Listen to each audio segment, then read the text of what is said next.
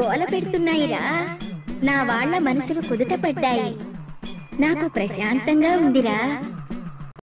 వేప తోరణాల చలవలో బాజా భజంత్రీలతో జాతర జరిపించుకోవాలందిరా.